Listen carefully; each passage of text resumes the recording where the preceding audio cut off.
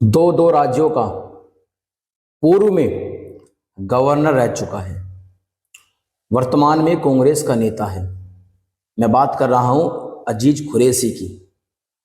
ये नाम शायद आपने इससे पहले नहीं सुना होगा, लेकिन आज मैं आपको बता रहा हूं।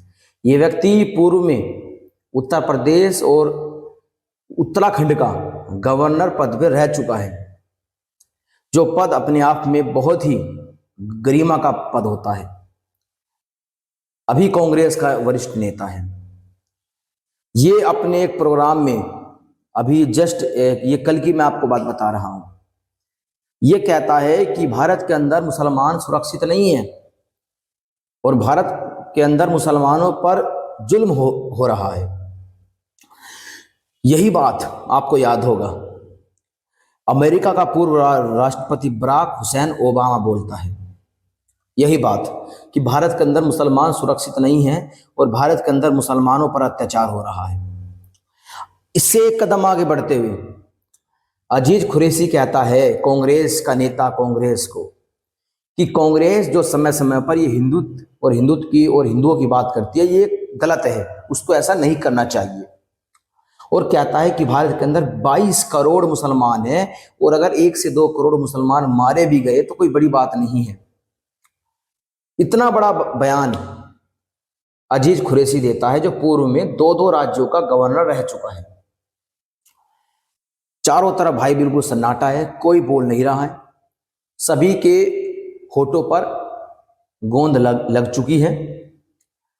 अगर अभी तक ये कोई बयान कोई हिंदूवादी संगठन का कोई नेता, कोई राष्ट्रीय अध्यक्ष, कोई महासचिव ये बयान दे देता तो अभी तक उसकी गिरफ्तारी के लिए अलर्ट जारी हो जाता। कई राज्यों की पुलिस उसके पीछे पड़ चुकी होती। लेकिन यह बयान एक ऐसे व्यक्ति ने दिया है जो अपनी कौम के लिए पूरी तरह से ईमानदार है। और ये केवल अजीज कुरैशी की बात नहीं है, इसके तार आप यूएस तक देख सकते हैं, अमेरिका तक देख सकते हैं। इतने बड़े पद पर है एक व्यक्ति, अमेरिका का पूर्व राष्ट्रपति बराक हुसैन ओबामा, अमेरिका के सत्ता पर बैठता है, वहां का राष्ट्रपति चुना जाता है, लेकिन अपनी कौम के लिए जो वफादार होना चाहिए वो वफादारी वो दिखाता है और बयान देता है कि भारत के अंदर मुसलमान असुरक्षित है। और इसी तरह का बयान समय समय पर आते रहते हैं। अब अजीज कुरैशी ने कल यानी 22 अगस्त को यह बयान दिया है कि भारत के अंदर मुसलमान सुरक्षित नहीं है और अगर उसमें से 1-2 करोड़ मर भी गए तो हमें कोई चिंता नहीं है और हमने हाथों में चूड़ियां नहीं पहन रखी है। इसका मतलब आप जानते हैं, सीधे सीधे धमकी यहाँ के प्रशासन को, यहाँ की सरकार को और यहाँ के हिंदुओं को सीधे सीधे वो धमकी देता है कि हमने चूड़ियां नहीं पहन रखी है और हम 22 करोड़ हैं और अगर हम 1-2 करोड़ मर भी गए तो हमें कोई फर्क नहीं पड़ने वाला। अब इसका आप अनुमान लगा लीजिए कि वो जो 1-2 करोड़ मुसलमान मरने की बात कर रहा है वो किस प्रकार से कर रहा है। लेकिन न तो सोशल मीडिया पर न मेन स्ट्रीम मीडिया पर कहीं पर इसकी चर्चा नहीं हो रही है, कहीं पर भी इसकी चर्चाएं नहीं हो रही है। क्यों? क्योंकि वो एक मुसलमान है, वो अपनी कौम के लिए बोलना जानता है, अपनी कौम के लिए खुलकर सामने आना जानता है, वो अपनी कौम के लिए वफादार है। हिंदू अपने धर्म के लिए, अपने लोगों के लिए सिर्फ और सिर्फ गद्दार रहा है और उसने और कुछ नहीं किया। अगर कोई हिंदूवादी संगठन का या कोई हिंदू धर्मगुरु अपने धर्म के लिए खुलकर कुछ बोले भी तो हमारे ही लोग जो हमारे साथ बैठते हैं, जो हमारे साथ बैठकर बड़ी बड़ी बातें करते हैं, वही ये चाहेंगे कि इसको उठाकर जेल में डाल दिया जाए। ये माहौल बिगाड़ रहा है। ये स्थिति आज हिंदुओं के अपने ही देश में है। आप अनुमान लगा कर देखिए, एक व्यक्ति जो गवर्नर जैसे सम्माननीय पद पर रहा, उत्तर प्रदेश जैसे बड़े राज्य का और उत्तराखंड जैसी देवभूमि का जो गवर्नर रहा, उसकी सोच आज भी कितनी जहरीली है। जो अपनी कौम के लिए इतना सोचता है और वो हिंदू जो सर्वोच्च पद तक पहुंचने के बाद भी, सर्वोच्च पद पर पहुंचने के बाद भी सिर्फ सेकुलर बना हुआ है वो सिर्फ हिंदुओं को ही मरवा रहा है।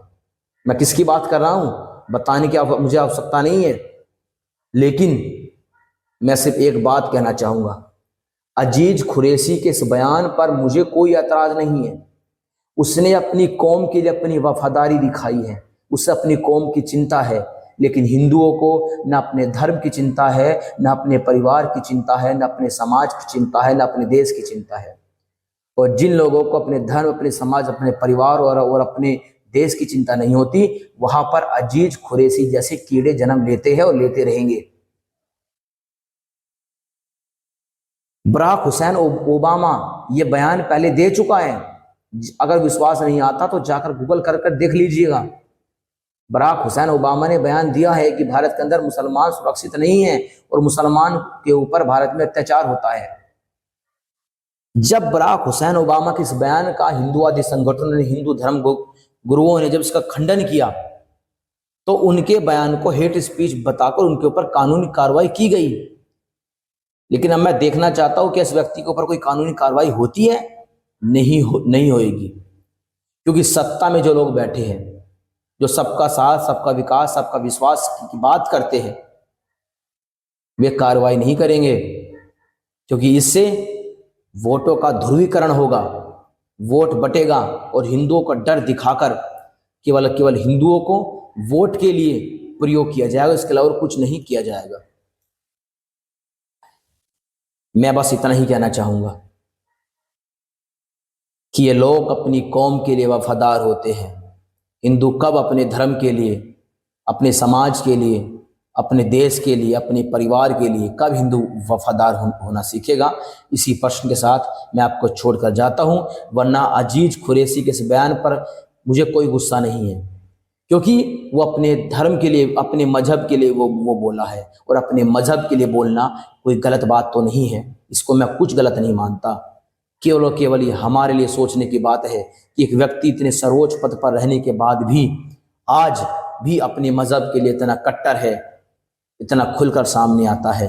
ये तमाचा हम हिंदुओं के मुंह पर है कि हम अगर एक पार्षदी का चुनाव भी हम जीत जाए तो हम धर्म को अपनी जूती से भी नीचे लेकर चलते हैं, और एक लोग अजीज कुरैशी जैसे लोग जो केवल अपने मजहब को अपने सर पर रखकर चलते हैं।